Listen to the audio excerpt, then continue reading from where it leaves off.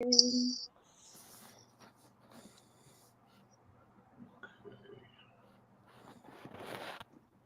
primary ignition.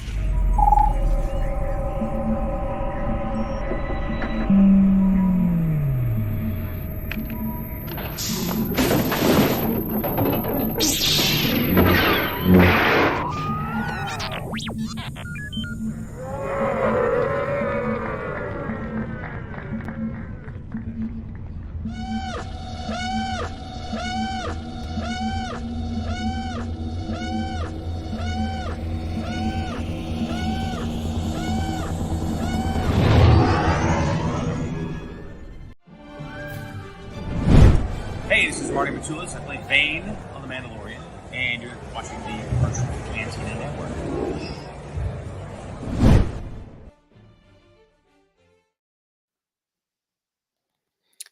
Hello. It looks like you might Happy have Halloween. one of the Facebooks. What happened, Yeah. Jeff? The celebration page has got a hiccup. So is it back? Let me It's double okay. check. We'll give it a We minute. are on Mike's here. We're up on YouTube. Yes, we're on YouTube, and we should be on Virtual Cantina, Okay. not necessarily on the celebration page. So I'm going to share to there. Let me Okay. find the link, and then you guys can vamp for a second. Let me see. Absolutely. Well, welcome to Mandalore Rebels and Yes. Mandalorians and pirates and everyone else. This is the way. We've got a Mando and a Jedi with us, a newly revealed Force-using Jedi in Sabine Wren over there. By the way, your helmet is gorgeous. Where could it be from? You can get it from De Niro Novo because it's amazing. And guess what? You can't because it's sold out. Eat it. So, it will be back in stock at some point. As much as I joke, the Sabine helmet was a giant pain in the ass, and we will. That's the season 2 look. We will be doing a season 4, and then the finale look, which we're very excited about, coming soon. Probably in like late 2024. We've got to get that color map sorted. I'm wearing a Ruby's item that never made it to market. Actually, we were gonna do a pullover. This is like a sweatshirt one piece with a hood. There's even a cape attached with Velcro, but we never released it. And I've got my dark saber, which all the boys have as well, because when I started on the channel, it was all about the dark saber. So this is my lightsaber, my dark saber, and it does not light up anymore because I ruined the batteries and I never replaced them. Oh no, that's awful. So I can't rule nothing. Yeah, so Mandalore is without a ruler at the moment. Aw, it's because Bo-Katan ain't here. Exactly. We're just two rando Mandos. Just hanging out. Exactly. While we're getting connected to the Facebook group and everything else, welcome to everyone else who's in the chat. I see Mike, I see Keith. Jeff is producing for us tonight, and he's working on the technical stuff right now. Yeah. I just shared from the Virtual Cantina page to the Star Wars Celebration page. So I'm seeing a handful of people. Sarah, Jennifer, Lori, they're there. So I don't know why they're not popping up in our chat, but they are there. So fantastic. Okay.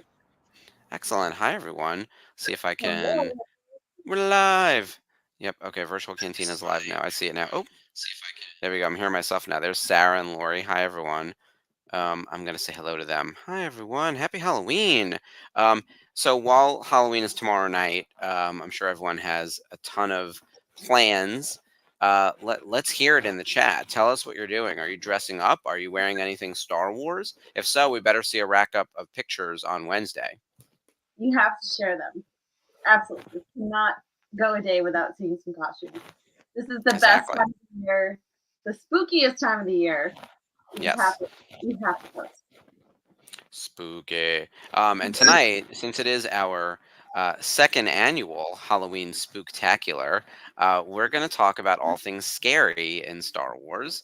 I actually rewatched last year's Halloween episode, which was a pre-record because it was actually Halloween on Monday. And we watched Visions and Voices, which is a spectacularly scary Star Wars Rebels episode, one of the best. And we talked a little bit about horror, so that was really fun. So I think tonight we're not doing a watch along. We're just going to keep it sort of loose and conversational, and talk about all things scary throughout Star Wars, both in Rebels, Clone Wars, original trilogy, prequels, the new content. We're going to cover a little bit of everything. So Oh yeah. I hope everyone came prepared with their spooky, scary Star Wars stuff. Yeah, and we want to hear from you guys. What did you find terrifying in Star Wars? What scared you in Star Wars? Was it something when you were a kid? Was it a more recent things? Like for me, seeing Darth Vader killing all those poor, poor rebel soldiers in the spaceship. Like, Oh yeah, I don't Rogue think One. Darth Vader's been scarier in Rogue One. I'm sorry. That's what Darth Vader, I would say, if someone made like a listicle, if it was like a BuzzFeed listicle, like who's the scariest character in all of Star Wars? Vader has a ton of content, but he Oh, has some big moments where he's truly horrifying. And I actually think Rebels does a really good job with him as being a big scary villain, with who's not to be messed with, right? Like Twilight of the Apprentice, when he fights Ahsoka, he's really terrifying. But even before He's that, aiming to kill in that one. oh yeah, and he nearly does. In fact, his first meeting with Ezra and Kanan, they feel cold when he appears, and then he nearly kills Ezra by using the Force to make him slice himself with his own lightsaber like this. It was very like, and they very narrowly escape. So they very rarely encounter Vader, but when they do, Vader is a real force to be reckoned with, and they only escape barely, and they can't actually fight him or defeat him, but they do escape because the show needs them to. But Vader's Honestly, terrifying in Rebels. yeah. It was a missed opportunity to not have Kanan remember him as Anakin Skywalker either. Like I don't know. I mean, here's it's the the thing. whole bad retcon. But yeah. I think that only Ahsoka really knew who he was, and that's for her story. I don't think it matters to Caleb. Who, She didn't say it to him though, did she? She didn't say No. that was my former master. She just kind of pulled it in. But Spencer, get out of here. Yeah. Pork I life. think I know porks are the best. I will say I think Mike's comment on here, not to steal the thunder if we were going to do a listicle, but I do think the scariest moment in all of Star Wars is right there. Empire Strikes Back Ooh. in the cave. Again, a Vader moment, right? Yeah. Like it's a Luke moment really, but he imagines Vader, and as a kid I didn't know what was happening, so that scared the hell out of me. It's shot very well, it's dark, it's scary, it chops off the head, and then it's slow-mo. Luke's face. Oh my god. Yeah, the stunt's done really well. And then it's Luke's face in the Vader helmet, which, that could have been.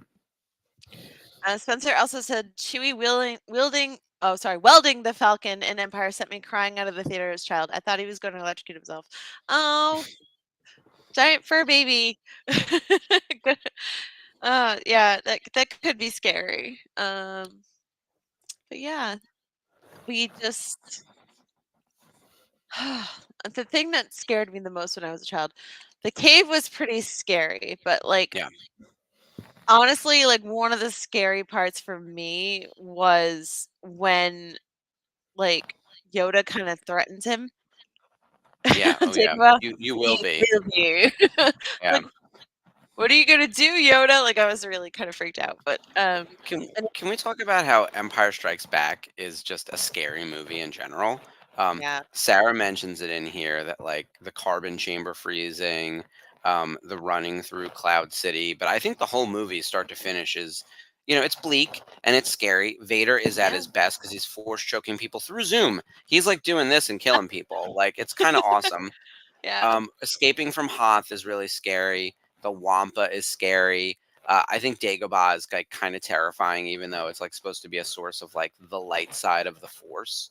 Yeah, like Um, no, yeah. Spencer, no. Spencer's gonna get banned from this chat. So, like Luke realizing that Vader is his father is the gag of the century, right? Like now Yeah. it's so ingrained into pop culture that it's almost a punchline. But at the moment, like when that happened in 1981, like that was insanity, and it set up all this lore But it was also a really scary moment because it's everything that Luke was afraid was happening, right? That he didn't want to become Vader. Right. And then it turns out Vader's his dad. Vader didn't kill his dad. Vader is his dad, right? Like that movie. But if you leaves want to be technical, using Obi-Wan logic, he killed Sure. Anakin Skywalker. Yeah, a certain point of view. Yeah, all that good stuff. Yeah. And look, Hayden fesses up to it in the definitely necessary and wasn't just an email, really important Obi-Wan Kenobi show. So I love that show. I'm sorry. I know. Like, there are things that I Um, absolutely love about that show, and there are things where I'm just like, okay, did you need to do happens. this? Yeah. Do you only have a few episodes to get this in? So yeah. But I think it would have been a great movie, and I think that's oh yeah, a absolutely. a larger conversation happening in fan discourse. What is the right amount of episodes and quantity of content, and what should have been a movie and what should be a TV show, and all of that. We could do an entire show on that. Like I would rewrite the Obi-Wan Kenobi show as a movie. I would do Boba Fett as a movie. I would have probably done another standalone. Like these would have been like a Star Wars story, Boba Fett, a Star Wars story. Like I would have kept that moniker. Like Solo messed that up, but I do think that made sense. Yeah. And I really like TV. I like long form storytelling, but like we didn't need a lot of the extra stuff that was in there. So, oh my gosh. but yeah, I think Empire was really scary. Lori had a couple of other interesting ones on here too. One, she mentions the ice spiders in Mando. Oh no! there's Oh so my ma- god! There's so many scary creatures. Lori, Yeah. I'm not even kidding. I have goosebumps right now. Those things freaked me the hell out. Like, oh, high on my list too. Yeah, I think that there are so many. One of the things that Star Wars does really well is like a scary puppet, like a random creature, an Or alien, something that jump really scare. like Yeah. good Like the visceral. Minox. Yes, that's another one from Empire. Yeah. The Space Slug is an Empire.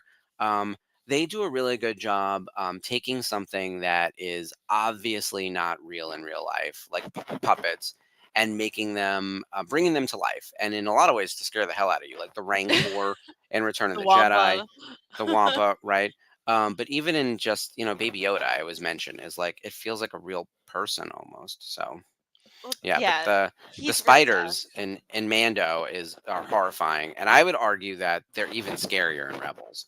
Like Now, I was living in Ohio when that episode of The Mandalorian was on, and it was 3 in the morning, and it was warm out, and we have these giant spiders called warblers. They're not poisonous, but they have these legs that will not. yeah, they're big. They're big, and the legs will not detach. Like they cling on to you. You cannot scrape them off of anything. Like they hide in your rear view mirrors on the side of your car. Like but I was like, oh my god, it was in the middle of spider season when that episode aired, and I'm just like, nope, burn it all down. Where's the flamethrower? Like, I'm Yeah, the just fact that so there's a over it. spider season, yeah. Nope. Meanwhile, I'm getting too much attention from the kitty over here. Okay, that's too Which much. one? Is it Ripley or Hicks? Oh, it's Hicks. It's always Hicks. Ripley Hicks, does you not care. baby! Yeah, he just wants attention. He Yes, wants to play. David, the Dianoga. Floaty eyeball. Me and Mark got to hang out with the Dianoga last year at New York Comic Con. That was really cool. Yeah, I didn't get to do any of the New York Comic Con 501st activations and stuff. I just didn't have time. Every time I swung over there it was very, very quick. But yeah, we got a great trash compactor shot last year. Rhode Island Comic Con, where I won't be working, which is coming up this weekend. Yes, finally! We will definitely get pictures in all of the backgrounds. I'll probably bring this to wear just as an easy thing. But I'm definitely It looks planning comfy as doing- hell.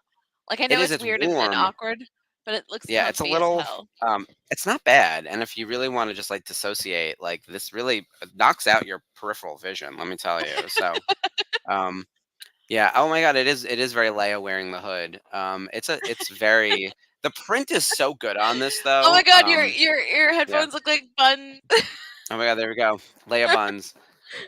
I'm planning on, and I don't want to spoil like all my costumes and everything, but I'm definitely going to do a Doctor Who cosplay one of the days. So I've got my blue suit and my dress shirt and my tie, because David Tennant will be back on our TVs in a month.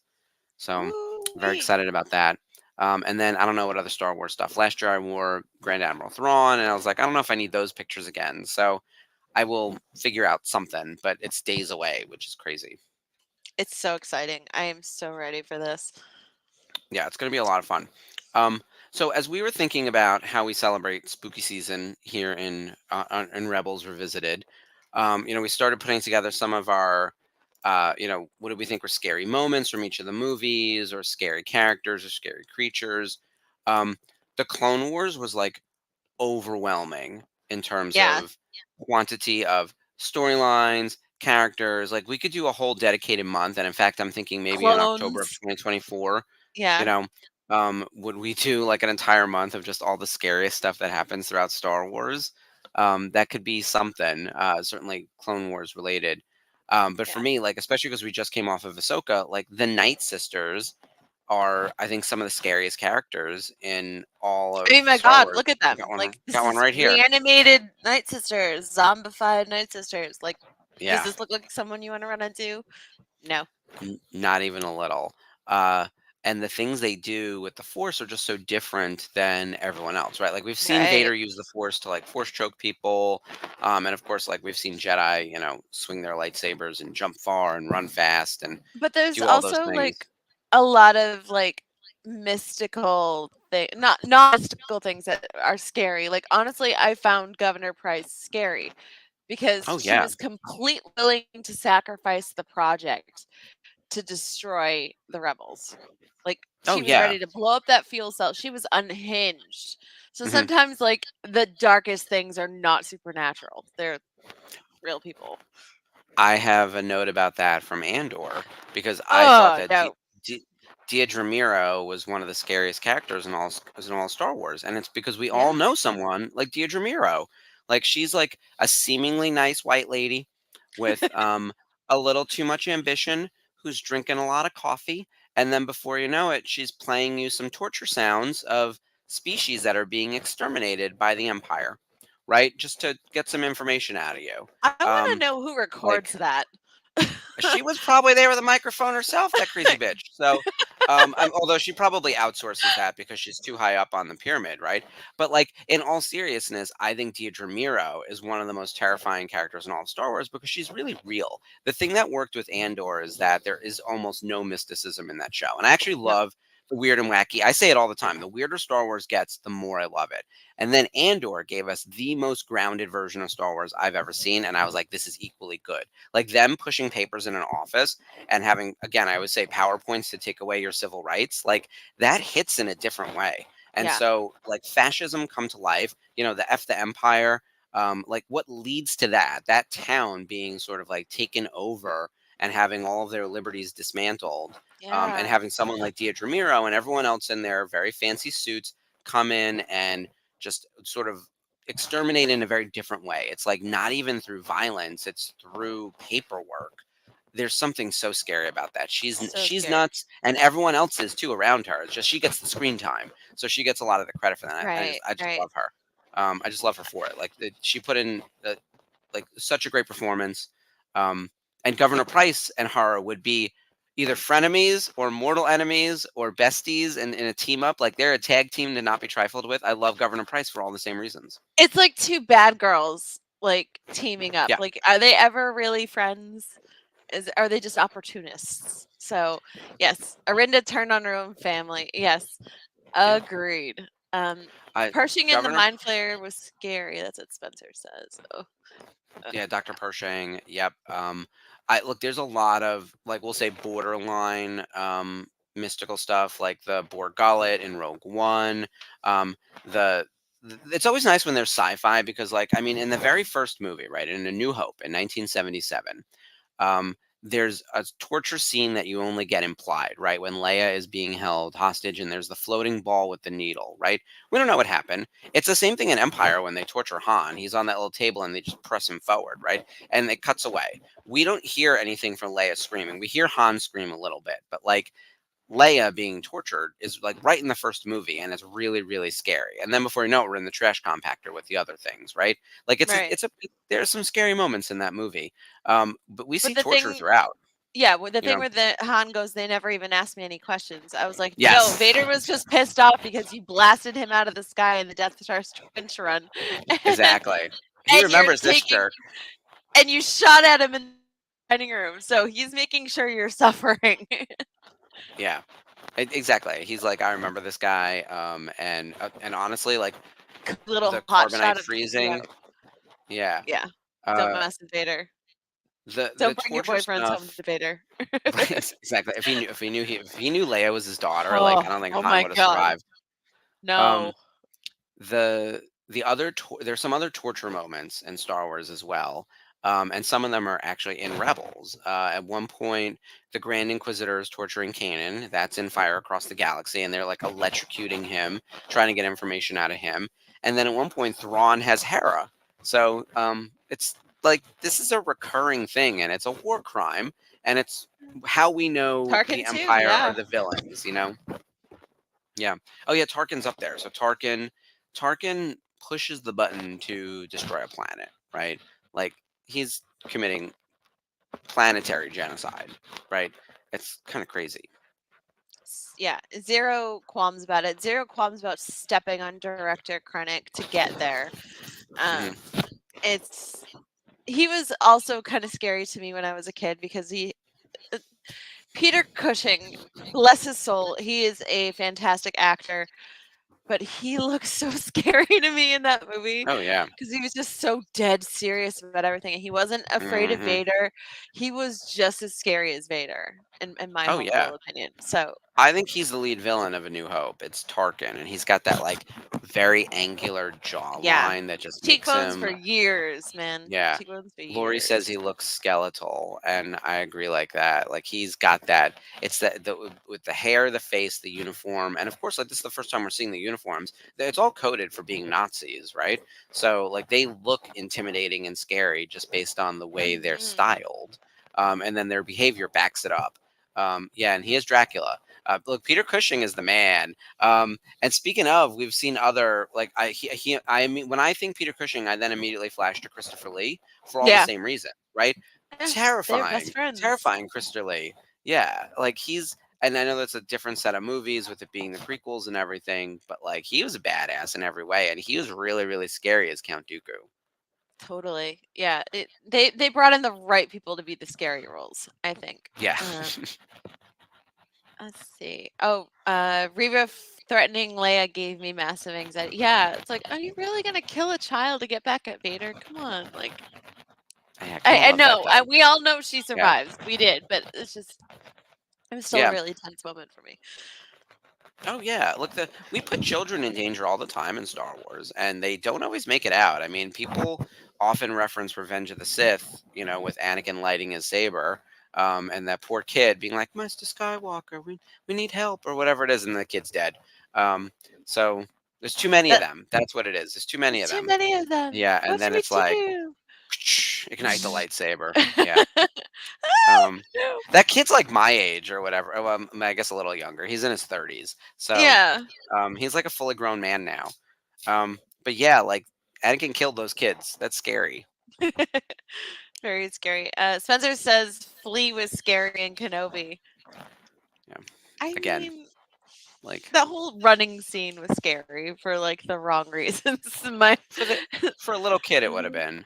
Yeah. Mike's right that the Night Sisters are very satanic, and because they use the Force in such a different way, and it is very magic driven, you kind of don't know what's going to happen, right? Like they brought Darth Maul, Mother Talzin brought Darth Maul back, basically not from the dead because he had, I guess, survived and was the dark side of the Force was keeping him alive because of his hatred. But she gave him back his legs, or some type of legs anyway, And from his the spider sanity legs and to the yeah. yes, fixed his brain. And then gave him Savage Opress, so he would have, you know, the brother as like a tag team partner. And then they went out, and they have some of the scariest moments in the series. Like they kill a bunch of innocent villagers. Savage Opress runs wild, and just like he's got a huge body count, including another Jedi. I want to say it's Adigalia. It's one of them. Yeah, it's either Snas Ali or Adigalia, and I always forget which one because they replace each other in the movies. I don't know. They're not important. Because they're not, but like one of them is killed by Savage Opress for body count reasons and for a little bit of retcon storytelling. And then you know, they go on like a terror spree, and that's just a portion of Darth Maul's story. We could do a whole episode about why Darth Maul is possibly the scariest character in all of Star Wars. That man just When doesn't kills he doesn't let Satine go. Yeah. in Yeah, front of he her he people ruled and her Mandalore. boyfriend. Yeah. Oh, He did, and terrible. he did it with this. So yeah, when he's kill Satine, all right, the Lawless is possibly the best 22 minutes of Star Wars you'll watch, right? Like, I don't, I'm willing to like fight that battle. Like, what do you think is the best part of all of Star Wars? I would say the episode of Clone Wars, The Lawless, has to be in consideration for that. And is it Aligalia? Thank you, Mike, for confirming. Thank you, Mike. I'm not about to start the Googling while we're in our rants. But like Darth Maul, after losing unceremoniously in episode 1, he does kill Qui-Gon Jinn, which is awesome, and then he gets sliced in half by Obi-Wan, which is also awesome. It's a good ending to episode 1. A lot of bad stuff has to happen. We need to make a major change of like the status quo, where we started, where we finish. Totally different, right? Which is a sign of like a good story arc. Whether the rest of it is executed well is a separate conversation, but we're moving in the right direction. Darth Maul achieves a lot in that movie, and then he's back for the Clone Wars, and he goes on his rampage with Savage Opress. Mother Talzin brings him back. He rules Mandalore. He like teams up with Bo-Katan and a bunch of others. They kill Duchess Satine, thereby emotionally scarring Obi-Wan Kenobi. And then Bo-Katan, because she wasn't expecting it to go that far. Yeah. She's the poster person for I never thought the leopards were going to eat my face. Like, not to get like real life political, but you guys have seen that where it's like, I voted for the leopards eating faces party, but I never thought the leopards would eat my face. Like, she's that person, in that moment, right? Eventually she pulls it back together and now we like her, but so that happens. And then he goes and rules Crimson Dawn. Pops into the Solo movie for a hot second. He gets taken down by Emperor Palpatine. He then is chasing down Ezra and gets the holocron. He kills all the Inquisitors on Malachor. Like, this man's lived a life. And then he chases down Obi-Wan Kenobi and finally gets killed on Tatooine by Obi-Wan, right? But every step throughout the way is scarier and scarier. When he kills the seventh sister, hovering her there and then throws the lightsaber, like, that was incredible and scary. Yeah. Of course. Oh my gosh. Like, she didn't think Ezra would do it. And she was right. Ezra wouldn't do it, but she underestimated Maul. Maul ain't on your side. Yeah. Yeah. Maul's on Maul's side. In that moment, as Ezra, if I'm Ezra, I'm totally killing the seventh sister. I don't care. Like, he kills someone in season 3. Like, I mean, I know they indirectly kill people all the time with, like, just blowing up TIE fighters and things like that. But, like, he uses the Force to have the guy in the AT-AT shoot the stormtrooper, and it's very clear. It's like the opening of season 3 because Ezra's still being tempted by the dark side of the Force. Like, that's really scary. Yeah, but I don't think they take far enough. Yeah. Like, I don't know. I feel like they toyed with it a little bit at the beginning and they kind of resolved it towards the end. But I felt like they could get scarier with it. Oh, for sure. Yeah. I like in season 1 where Ezra is using the dark side to communicate with the big creature. I should have written it down what it was. When Hera and Sabine are trapped on that asteroid. Oh, like the shadow creatures. Yes, the shadow creatures, the big one, and he connects to the dark side of the Force and summons it, and it scares off the Grand Inquisitor. That was a clue that Ezra is really powerful with connecting with animals, and then can easily tap into the dark side, like almost too easily, which is kind of awesome. It is, but if you're hoping for Ezra to stay on the light side of things, it's like, no, what are you doing? Oh, it's a red flag. Don't walk down that road. Yeah, it's totally a red flag. In the words of Padme, don't go where I cannot follow. Okay. Yeah. Or something like that. But yeah, it's just I don't know, as a woman, and this is like going into like Anakin territory now. Like, as a woman, the scene where he confronts Padme and accuses her of, like, I don't know, cheating on him with Obi-Wan Kenobi and chokes her out as she's pregnant.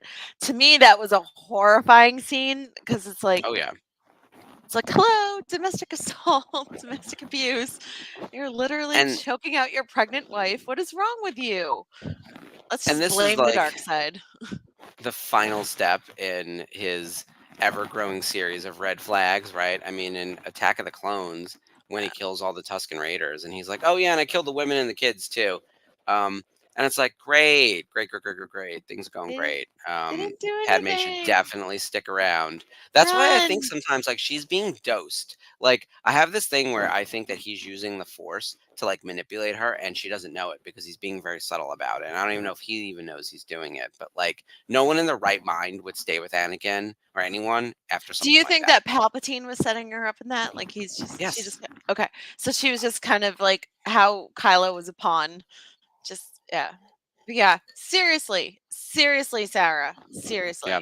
I have never been pregnant, but honestly, like Yeah. I feel for everyone who has. Like Even no as a freaking guy, one of the things I've noticed across, and they try in the prequel series, but it doesn't land.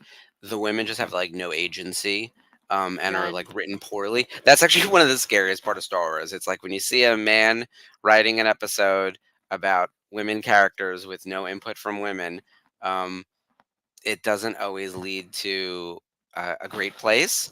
And I would say like as we as we got the Clone Wars and Rebels and the new trilogy, we built out a bigger writers' room, right? Yeah. And there are more collaborators across All right. gender and ethnicity and age and everything else. But there still weren't a lot of female characters for a very, very long time. In fact, Ashley and I have joked about this all the time We that we have, couldn't yeah. have done the Women of Star Wars trading card set until like season 1 of Mando. Like that's how long it took to build a base set, like which is insane. Yeah. And Last Jedi, like I did women from that movie on there, like Ku Milham, who was Kelsey Hamill, Mark Hamill's daughter, who's a resistance soldier. I put her in the set. I got to draw Addie Gallia, which is one of my favorite cards I've ever drawn. Shakti, like just pulling all these characters together. It was fun. Like I was like, oh, finally, we're being heard. It's not just this boys' sandbox now. Yes. And we talked about this too at the Ahsoka show. Whether Mhm. people liked or didn't like that show, Rosario Dawson is top billed. So it's Ahsoka, Sabine, one of the two main villains is female. 3 Night Sister witches who like take up a ton of screen time. And then we've got Hera, Mon Mothma. Like it's a well balanced cast in terms of male to female ratio, and usually well balanced. Morgan Star Wars means Elsbeth. like Morgan Yeah. Elsbeth. Oh yeah, there you go. I see. I completely forgot about her. There's so many women. I missed one. It's great. Usually, like representation for women means there's 2 of them. So we have Sabine and Hera, and that's like a good episode, right? But like, and Yeah. even Rebels got better too because they added Mon Mothma and other female characters throughout. But like, Leia, yeah, Leia pops in. Ursa Yeah. Wren, Bo-Katan. Yeah. Bo-Katan and Ursa coming in really helps. But like even still, like it was always a show like primarily about Ezra, and everything he was going through, and then there were a lot more Mhm. male characters. So like the split felt 70-30, and then on Yeah. good days it was 60-40. Like the Ahsoka show starts at a 50-50, if not 60-40 female to male. It's like completely the opposite of the demographic that we saw from pretty much everything that's preceded it, which is kind of amazing because I think for all the complaints about the Ahsoka show, none of them were about there are too many women on my screen, which I think if we did this 10 years ago, someone would have been like, why are there so many women on my screen? It's still popping up, and I think like the fact that so many people loved Rebels, universally loved Rebels, and the fact that they're coming out with Hot Toys figures for Sabine and Chopper and Hera and now Thrawn. They just dropped Thrawn the other day. Oh, I saw And that. He looked good. he looks damn good. I'm so stoked. Actually, his hair looks even better on the figure than it did in the show. I'm so sorry, Lars. But yeah, but 90% of the comments on the Hera figure were about her butt. So Mhm. Yeah. There was a running meme about that, and I think part of it is costuming. Hello, babykins. I got my black Hello! cat for Halloween. This is Baby Hicks. But Also yeah, known as Zachary Binks. oh, I know. He's filling in. Kisses. He's filling in. He's so cute. Spooky. Yeah. Mine's turn just around, mad Phil. because I shut her into this room, so she's Yeah. They resenting usually me don't. right now. He's not a lap cat, and they usually don't hang out in here when I'm on stream. But lately, they've been popping in. Void. Yeah. Yay. And he's got his little white collar here. That's why we call him Father Hicks. Um, and not to segue off of Star Wars, but we just rewatched Midnight Mass, and I got it because now that we finished Fall of the House of Usher, which I loved. I'm not as big a Mike Flanagan stan as Ashley. Like she can school all of us on all of the properties. So if I'm you're trying going to get to into, not all of them, but there's like seen tiny little fragments of The Haunting of Hill House, and I'm going to go back and watch that. But oh, I love that one. That one's Bly great. Manor was fantastic. It was a ghost love story. Midnight Mass is about Catholic guilt and drinking recovery Religious mixed with fanaticism as well. mixed with an Yeah. angel, which I will not spoil for you. Yeah. Oh, I fully yeah. said what it was kind of about without realizing that it was a major spoiler. And I was like, "Oh, I love," and I filled in like the kind of genre, and they're like, "Oh, I didn't know that's what it was about." And I was like, "Oh, right, that's a twist." So the show on its face is sort of about a small church on an isolated island, and Kind of then like it Nantucket explores. or Block Yeah, Island. it's like it's like I guess technically in universe it's set off the coast of Maine, but it's very Cape Codish, kind of like Yeah. it's a little fishing town, population of like less than 200, and the idea is that like it's a town in decline. They're isolated, and because of that, like anything can kind of happen when this thing happens. And the church is sort of the centerpiece of the town, small Catholic church. And bad things, great things start happening, and then bad things start happening. Then go horribly, horribly wrong. Yeah, it's awesome. If you're at all religious, I actually think religious people would appreciate the show because it shows like weaponized religion run amok, while still Absolutely. being like respectful to people of faith and people who believe in God. So I think I actually think really religious people would get even more out of the show than I did because Right. I'm not religious, but I thought the show was brilliant. And then if you actually care about organized religion or go to church or do any of the God stuff, like there's a lot to be said about the show that is positive, which I was surprised because you can easily like watch this, think that this show would be like really disrespectful to all religions, Oh, when in yeah, fact yeah. it's like, quite the opposite. It has its almost true bloody moment with like the gore. There's a couple, yeah. Almost, but like Mark said, it's done in a really like both bonkers and almost respectful way. So Yeah. it's Oh just yeah. really tricky. And then if you look in the background, they have like an AA meeting kind of thing going on in a church hall. And if you look in the background on the stage, covered by a tarp or half covered by a tarp, is the mirror from the movie Oculus with Karen Gillan. Hmm. Because Mike Flanagan directed that. So you see this like big hulking black thing on the stage. That's the Oculus mirror. So he snuck that in. He loves his Easter eggs because apparently there's a does. book that's in like all of his shows that keeps popping up in a bookcase Midnight like Mass. everywhere. Oh, that's the one. There you go. Midnight Mass. So done and done.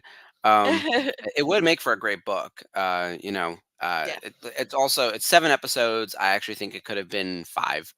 Yeah, but there's a reason a lot of filler that you do kind of have to cut out, but yeah. big monologues. It's also so you know how everything Mike Flanagan. I'm sorry we're on the Mike Flanagan kick, but like I think if we're gonna talk He's so horror at the good, you moment, guys. We yeah, have to. I And think Mark there's a lot Hamill of is in his latest project, so huge. yes. So One if more you- coming.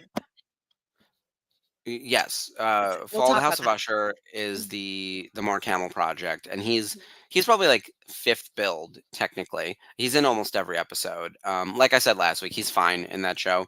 I think the show is really interesting, and I think if we're going to talk about horror at the moment, there's so many good things working for horror right now. We're getting R-rated releases that are hitting #1 at the box office. We're getting broad variety of horror across all the streaming services. We're getting horror television. We're getting dormant franchises that are back with a vengeance. Halloween was a good example of that. Chucky is going through its TV shows right now. It got picked up Yeah. for season 3. Like Chucky's There you doing go. well, like which is crazy. Yeah. Five Nights at Freddy's has been a video game for the last 10 years. The movie And is it's out finally this out. week. Yeah. It didn't just, it came out and it broke every record. Like it did Really? $80 million domestic in week 1, despite the fact that it's also on Peacock. So it's nuts how well Five Nights at Freddy's is doing, and that is truly gateway horror. It's PG-13. It's Blumhouse. It's one, and they just put up like Variety just did an article on it yesterday, pointing out every record they broke and like how impressive it is that Five Nights like Wow. did this well, and the audience was largely tween and teen and a few 20 somethings. I watched it at home because I couldn't get a chance to get to the theater, but I actually kind of want to see it on the big screen. It's a good movie. It's not a great movie, but like horror is living in all these different buckets. I almost Mhm. wonder, can there be a Star Wars horror show? You know, like could we do something? Because we have these little horror moments. There's some characters. There's some episodes. Could we do straight up Star Wars horror? And I think proven by like the Mando Spider episode, I think we can. Like, Oh can we get yeah, Mike it's Flanagan to do a Star War? oh my god, I'm sure he would love it. He's a big nerd. The best fact, and you can attest to this, Mark, is when I met Mike and Kate Siegel, who plays in most of Mike Flanagan stuff. She's amazing. She told me last year at the convention that if I wanted to know more, to read Murders in the Rue Morgue, and that's what happens to Yeah. her character. And it took me a second when I walked away, and I'm like, oh my god, I think she just told me what happened, and I just kind of like kept it to Well, myself. So it was crazier to see it in person because it just was the worst way. But like, yeah, to have Mark Hamill on that project and be like something that we've never really seen Mark Hamill do before, be like the was it the Pim Reaper they call him, and he's just Pim makes Reaper. Yep. he makes things go away. But at the end, like I felt like it wasn't like a stretch for him. Like it was just it's more growth as an actor. Like I never thought that Luke Skywalker would be playing the Joker, but he's iconic for it. And it's just like Yeah. more growth from Mark all the way through.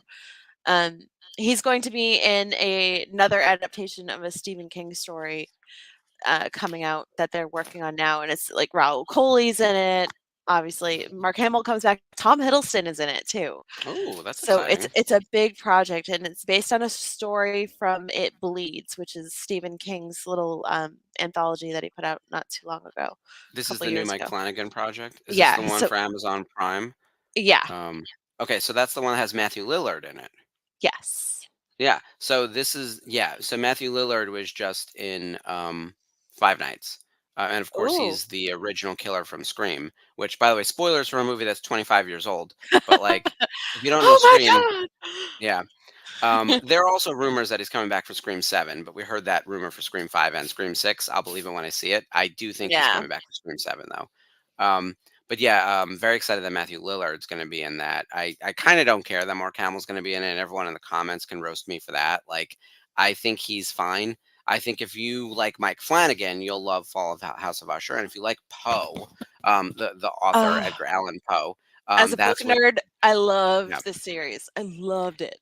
I think because I know most of the individual stories, but the way he weaved like a universe that brought it all together, Mike Flanagan's very good at adapting works. And going back to Midnight Mass, that was actually sort of credited as being original works. But one of the reasons the show is 7 episodes long and has giant monologues in it is that it's actually really adapted from the Bible. Like there are whole passages, like they do a lot of quoting scripture, and in fact, the Bible is written in such ways that like you have monologues and like big passages like this, right? Like that's kind of how he Whether structured yeah, that show. Yeah. and whether it be like the author of each chapter of each passage writing it down and speaking to the people, like, and Paul said to the Yeah. letter to the so and so. And then he's off to the races for 7 minutes, like uninterrupted. Yeah. There's But no I got to dialogue in the Bible. It's monologues. yeah, it's totally monologues. So I got to talk with Kate about that, and I was like, how the hell did you manage to work up that scream in the boat? She goes, we did that on day 1. Oh my God. And she goes, Yeah. I did it in one take. I let out all my frustrations of being trapped in my house for COVID for so long and There you just go. dealing with all these new protocols. And I just let it out. And I'm like, girl, get you some tea with some honey. Like, and she laughed. She was She goes, she was a standout in that show. such a And standout. she's She sort should of have the won an secret Emmy. lead too. Yeah. Yeah. I think that whole show is overlooked for some reason, but sort of the secret lead. Talking about adaptations, because Lori just posted something really good. Fear Street. There's Oh, actually yeah. there's a 3-part Netflix thing called Fear Street, and it Yeah. takes 1994, 1974, present day, whatever. Yeah. Look it up on It's really Netflix, good. Lori. It's a 3-parter. It's basically 3 movies in the same universe in the same town, basically set over time. Different There's like an decades. 1800s, yeah, 1800s, 1970s, and 1990s, I think, or modern day or whatever, and they Mhm. all connect. And let me tell you, when you find out at the end, I won't spoil anything for you, but you do have to watch all 3 movies. When you find out how they connect, you will want to throw something at the TV in the best way because you're like, they did it. Like this works. But if you've read the Fear Street They stuck the book, landing. it's Yeah. yeah, they really did. They like it was like a perfect landing. And it's the kind of thing Yeah. where I was like, "Oh wow, how did I not see this coming? It's so smart." Um I and think they everything makes tried to sense. yeah. They Yeah. tried their best to kind of keep it cohesive and keep the spirit of the books alive because a lot of them like I didn't really read a lot of horror books when I was a kid, but I liked the Fear Street books for some reason because Mhm. they were smart and they were well done, and R.L. Stein did a good job with them. And I was gonna say I was a so little too old for Goosebumps, but my sister loved them, and I remember the TV show. yeah, I was of more so course. like I really loved Are You Afraid of the Dark as a kid. That was probably along with Scooby Doo, like which is Yes. everyone's like gateway to horror. Are You Yes. Afraid of the Dark is like the way in for horror. Yeah, it'll make you afraid of swimming pools, like, easily. Like, that Yeah. whole scene with, like, the acid monster in the swimming pool, oh my god, and the vampires that move in next door and have, like, the blood bank in the Oh my basement. god, I remember that one. Yeah, and I it's the kid. love that. It's not the parents. That's the twist. Is that the kid's the vampire? Kid's a So it, vampire, and the parents are yeah, just the kinda parents keeping just him work the night shift. Yeah, it's so stealing ridiculous. him some blood. Yeah, it was just so crazy, but, there were so many good episodes of that, so if you guys have, like, Paramount Plus, see if you can find that on there. Yeah, Um, Goosebumps. yes, Goosebumps was and the big. Scholastic Fair, yes. I used to borrow them from the library, and my mom would get really mad that I was reading them. But hey, I was in 4th and 5th grade when those yeah, 4th and 5th grade when those came out, so that was really cool. Oh, those and the, Scary Stories to Tell in the Dark. Those books are iconic. Oh yeah. The movie, less so, but oh my god, at least they captured Harold because that thing scared the shit out of me when I was a kid. Oh my god, the scarecrow walking around on the roof. No, I'm good. Time out. No, I get it. Ugh. Um, I'm going back through my notes. Yeah. We didn't talk really about the Ahsoka series too much, but I thought there was more horror Mm. content in Ahsoka than any prior Star Wars show we had seen, other than maybe the Clone Wars, and that's only because this Clone Wars was 7 seasons, and there was like constantly some scary shit happening. Um, but in the Ahsoka series, we've got the Night Sisters, who we talked a little bit about already, with their Mhm. magic and Morgan Elsbeth actually getting the green magic put into her with the blade of Talzin and all of that. That was really scary. We also Face have burn. yeah, the face burn. Zombie stormtroopers, like, and Captain Enoch, like that's and Thrawn himself was really menacing and scary, but like that supernatural army of like reanimated stormtroopers was straight out of someone's nightmare. And they knew that they were going to be reanimated. They like, "Are you okay with this?" And they're like, "Yes." Yeah. Ugh. Yeah, I don't know what kind of pull Thrawn has over everyone and why, but like all right, all right. Unpopular question for the chat. Does anyone else think that like Thrawn is like just kind of overhyped? Like he's a guy who's good at military. What am I missing here? Like if you're gonna tell me who I'm gonna like live and die by, like I've got a list a mile long of people ahead of him. I Like think I'll go follow Darth Vader. I'll go follow Grand Moff Tarkin even. I Like I think it's don't get it. because people who really like tactics and like war and stuff, they tend to really like the Thrawn novels. Yeah, I I- thought they were fine. Timothy Like Zahn I can really write battles. Like he can write battles really well. oh yeah.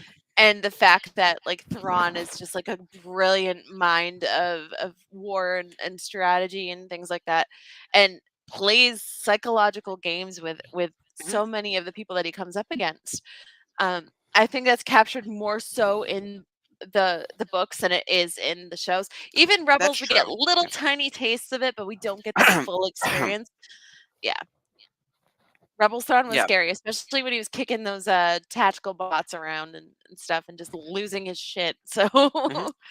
And I'm not saying that Thrawn isn't scary, and I'm not saying that Thrawn isn't a force to be reckoned with. And he certainly proved himself to be not just the big bad of the Ahsoka series. He like won the day. He achieved everything he needed to, right? Like he got them off of Peridia. He also trapped Ahsoka and Sabine on Peridia, like intentionally or not, and is Yeah. bringing back the Night Sisters and an army of zombies potentially. Like Thrawn will win the day. I don't think he'll win the big war that's eventually coming, but he certainly was effective in the new show. I kind of don't get it. I did read the original books and I like Thrawn, and I guess everyone else has Thrawn in this upper echelon, like above Palpatine even. And I'm like, I don't get it. Like I would Yeah. I don't get it.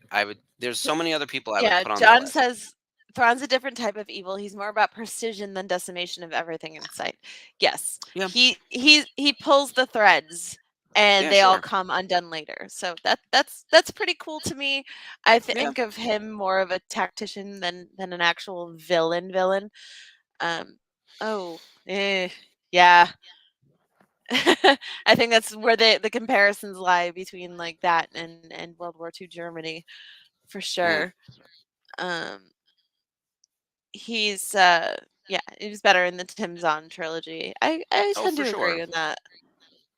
Yeah. But I guess I feel like if I'm doing, we had the draft. All right, so when the Nerf herders had their draft for Star Wars a few weeks ago, Thrawn wasn't even in my like on my list. It's the kind of thing where I was building my team and I'm like, yes, you would need a war tactician, I guess. And in theory, like on paper, you should choose him.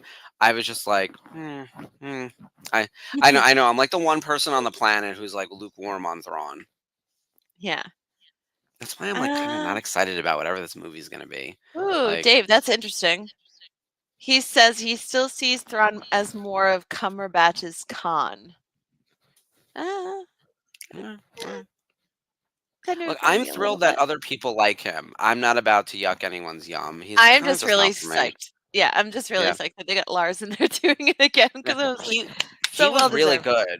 I Yeah. gotta say, I thought the Thrawn we saw in the Ahsoka show is better than the Thrawn we saw in the Rebel show. And I love Rebels, of course. Hmm.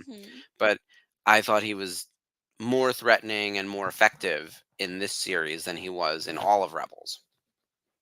Oh yeah, you get to see him like plotting and planning and stuff, and you realize that he survived for a reason.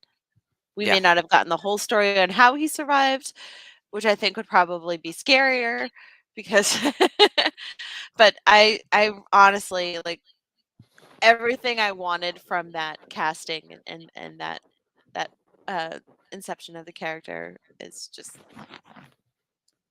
do I want to see more? Mhm. Yes. I don't think we should have gotten as little screen time with him. If he's the main villain and he's Yeah. so hyped up, why is he in there so little? Well, there's part of it. I will say my final thought on the matter is I'm glad that everyone else enjoyed it.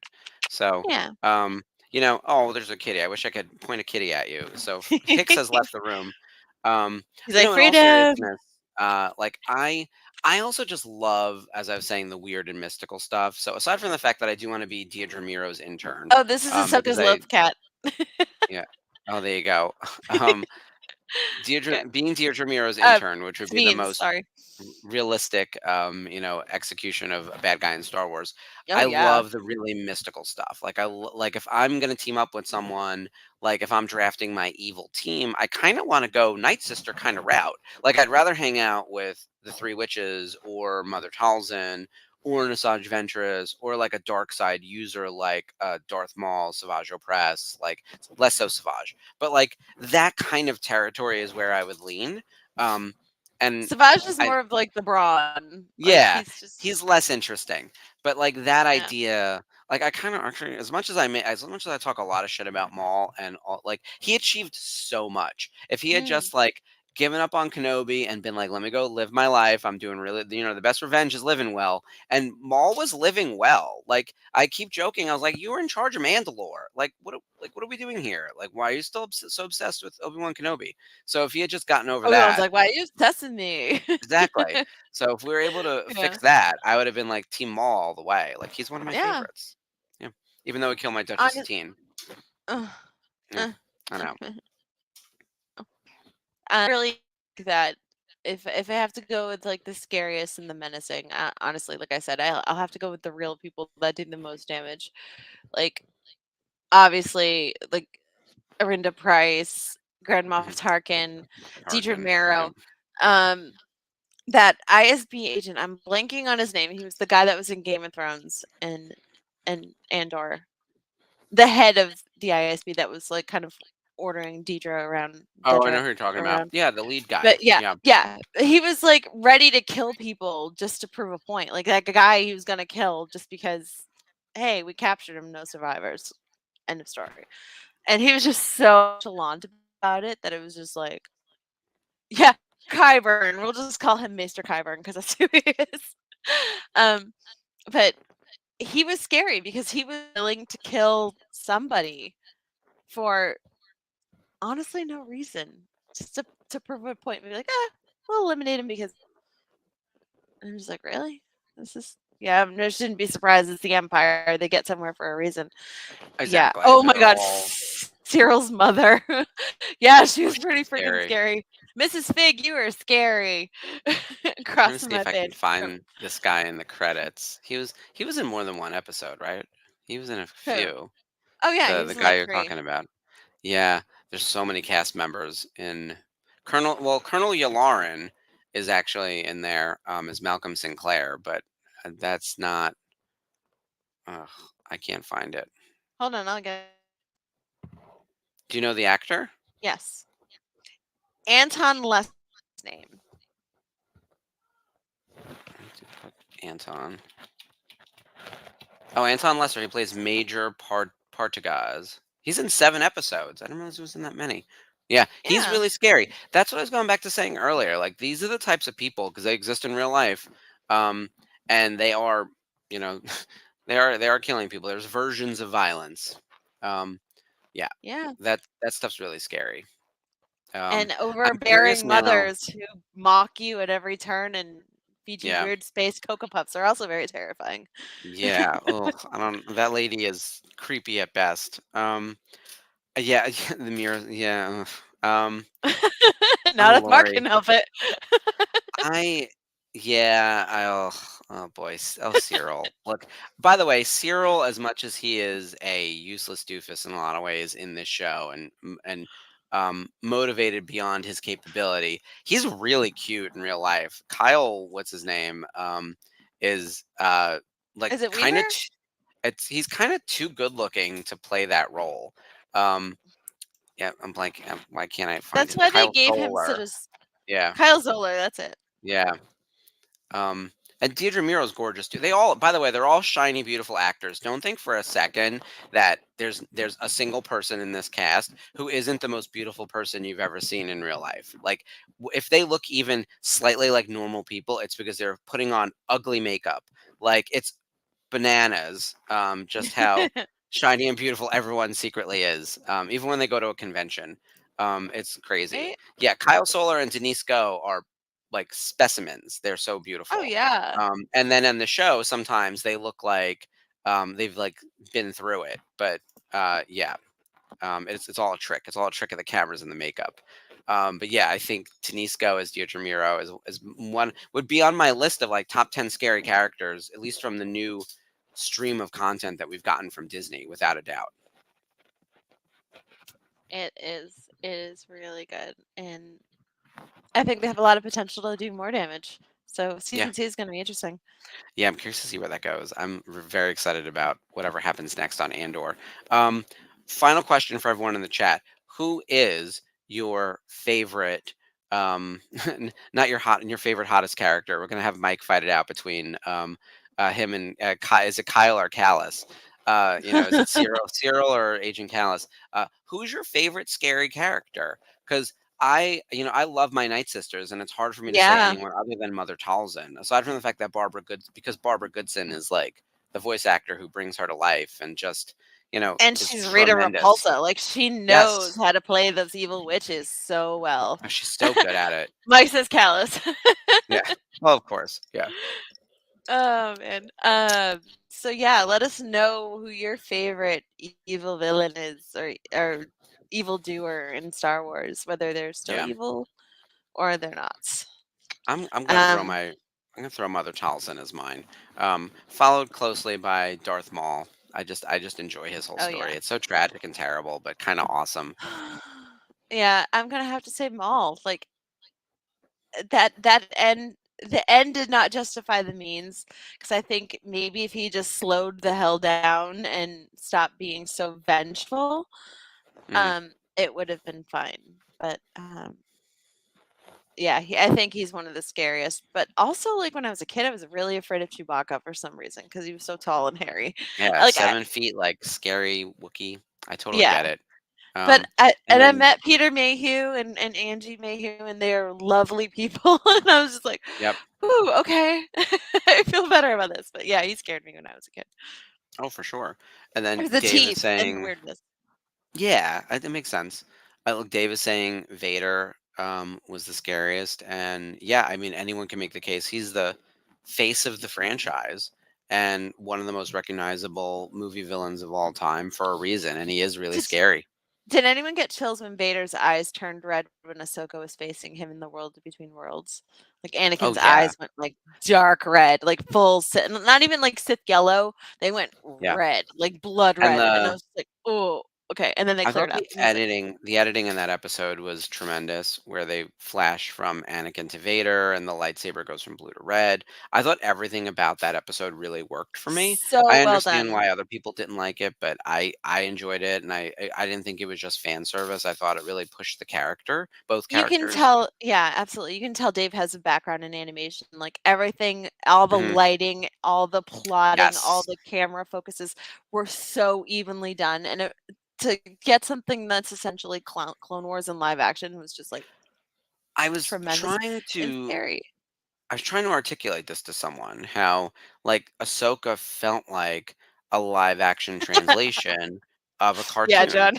And it's Yeah. because it's because of Dave's background in animation. Like he Mhm. knows what works in animation, and then I think just literally was like we're going to do it in live action. And so the Clone Wars stuff, the World Between Worlds, all of the framing, like I think the final shot on the statues of the Mortis gods, like there's so much that like you So know how much. times when I'm like I'm watching Star Wars and I'm like, man, this would have been better in animation because your imagination is able to go a lot farther with animation as a Oh, medium. You don't yeah. have as many like restrictions, but they use the special effects really effectively, and then the framing and the lighting and all the tricks um, in that show in a way that works the way animation does. And I think that was one of the things I loved most about it was that type of execution. So I think we're going to talk about the cinematography of the Ahsoka show for years to come, if not the other things. But it definitely felt like a live action cartoon. Yeah, and that was the best part. And I know people are like, "Ooh, cartoons! I don't like the cartoons. I don't want it to be a live action cartoon." Well, too bad. The source material. Think of the source Yeah. material. Yep. Yeah. Yeah. The Um, splicing works, Mike. It's perfect. that was really wild. Like I'd blink and it's like, whoa, when did he change into his Clone Wars suit? And watching this at like 3 in the morning was just Mhm. like the best. Yeah, So the sound hits when it needs to. Even the Night Sisters, like bringing that magic to life, like that. Yes, that's CG, but you can imagine that not working in a different live right. action project if you And don't even have the right right guy at down the to their helm. robes, like those crazy Yeah. robes that they wear. Like, yeah, granted, they didn't have like all the crazy spikes, but it was still very reminiscent of. You could point them out and be like, Night Sisters, like you Oh know. yeah, the long red robe, the costuming was spectacular. Oh, Um, Shauna. Yeah. So yeah. Um, it was look, I think it's the perfect series to end in October, considering it was pretty spooky. I would love to see a full-on horror show from, or not an R-rated horror movie, but like more of like what's on screen right now. Like do I you think some of think the we'll best get it in the episodes of the Clone Acolyte? Wars. I think you're more likely to get it in Skeleton Crew. Like, not that we know a thing about it, but like Skeleton Crew in theory is about a bunch of kids who are going to have a Goonie style adventure, very Ooh. Amblin Entertainment kind of stuff, right? That's what we've been hearing, and I think they're more likely to come across um, a Night Sister demon on one of their like planet hopping adventures than That would whatever's be happening so in the wild Acolyte. if one of Yeah. them get possessed by a Night Sister. Like, can you Oh, that'd be imagine? amazing. One of They the go to things that I think you Dathomir might. looking for treasure. Yeah, like I look stupid enough to go to Dathomir, maybe these kids, but I do think in the Acolyte, which we haven't really talked about in this episode, and we Carrie still Ann know Moss very will be little at Rhode about. Island this weekend. Yep, we can start asking her questions. Um, I do think the Acolyte presents the opportunity for us to dive deeper into the exploration of the dark side of the Force through the lens of a dark side user, as opposed to someone who like falls to it. I don't know, but like honestly, some of the things in the Clone Wars that I thought were most interesting, like when Yoda in season 6 we talked about this earlier, goes to like the wellspring of life and meets like the mother with the many faces and has to confront the dark side version of Oh, that himself. was There's like freaky too. yeah, Oh my there's god. like really spooky things that happen in that space. And there's a lot of like what Palpatine was after, chasing down the dark side of the Force toward the end. Like Darth Bane pops up at the end of the like season 6 of the Clone Wars is a whole spooky adventure. Um, Yeah, it and really it's the is. kind of stuff that like I think there could be more of that. Like I'd love to see more of that. Like whether it's another cartoon, um, whether it's in the Acolyte, whether it's in Skeleton Crew. I keep saying Skeleton Key, which is that shitty movie um, set in New Kate Hudson. Orleans. Yeah, Yeah. that's the one. Yeah, it's not her fault. She's fine. It's just the twist was obvious. So, What's the um, twist? I haven't oh, seen I'm it. not. The antagonists are reincarnated. They're body swapping. They're body jumping. So, like, they are achieving immortality by putting their souls into the bodies of younger people.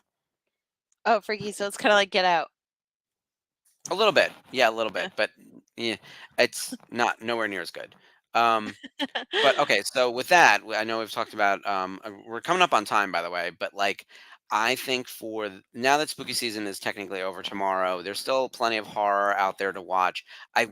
Ashley and I both agree, like we do endorse like the entire Mike Flanagan series of projects, Gerald's especially. Game, Oculus, Haunting of Hill House, Haunting of Bly Manor, Midnight Mass, Fall of the House of Usher, Doctor Sleep. Please check these out. Hush. Hush is another amazing Which one. is great. Yep. Definitely check this out. I'm also, I just watched Five Nights. I thought it was really, really fun. It's also free Yeah? on Peacock if you have it. So if you don't want to spend money Oh. going to the movies, if you have Peacock, go watch Doctor Sleep. I also think this year there's been some really fun, like Killers, Totally Killer was really fun. I have to watch Outside of that that, still. like I think Scream 6 might have been my pick for movie of the year for horror. Studio 666 is a good fun horror movie if you can find It's it. good too. I Yep. love the Foo Fighters, as you know, and it's their first foray into an actual feature length film. It's got Jenna Ortega in it. Yep. She's everywhere.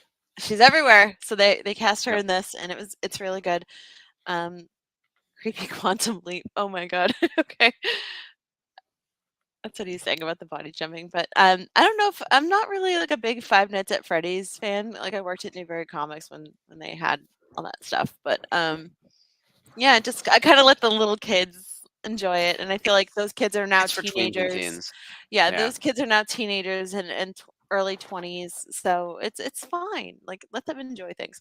Five Exactly. Nights at It's for them. Freddy is for the younglings. Okay.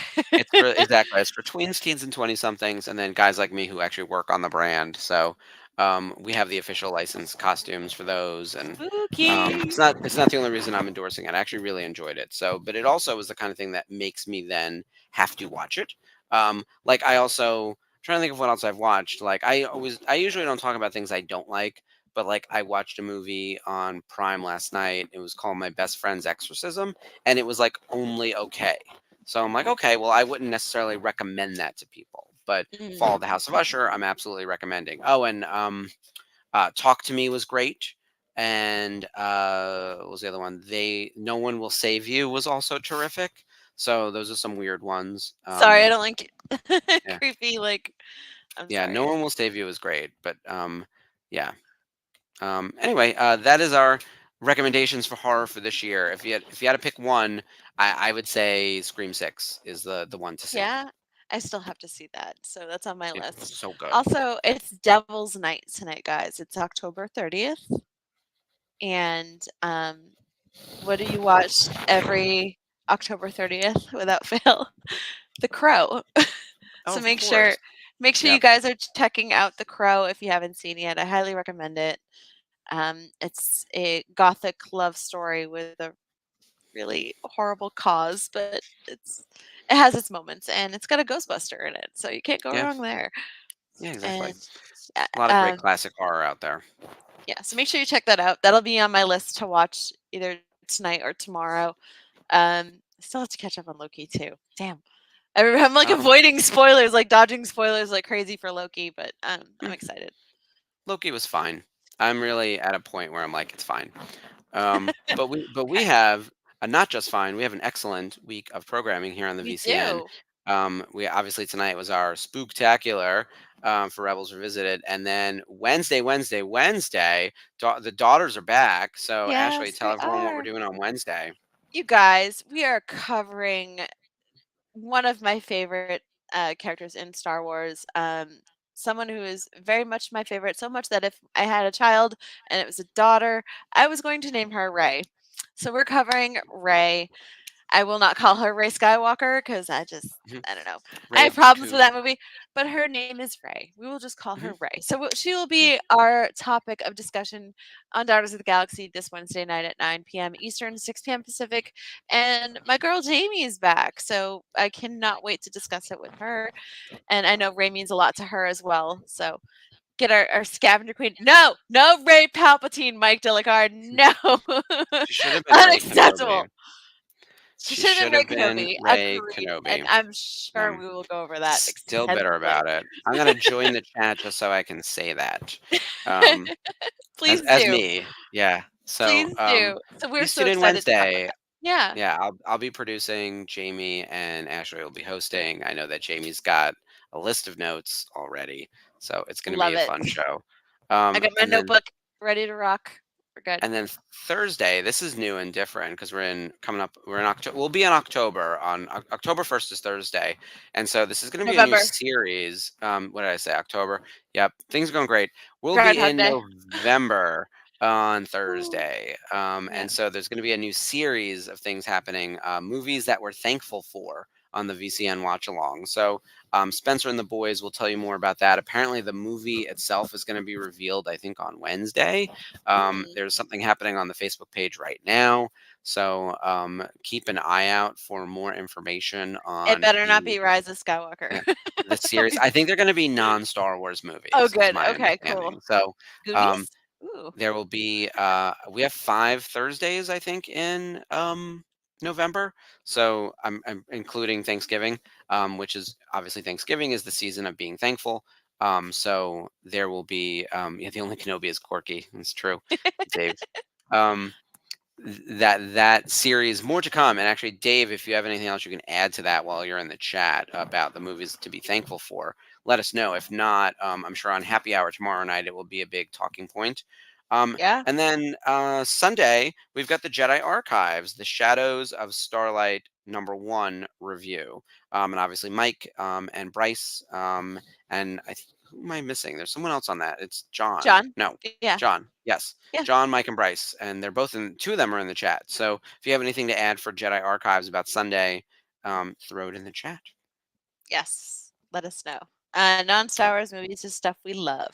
Awesome. Okay. That's exciting. Great. I love that you guys did Little Shop of Horrors. So that's continues the streak of coolness.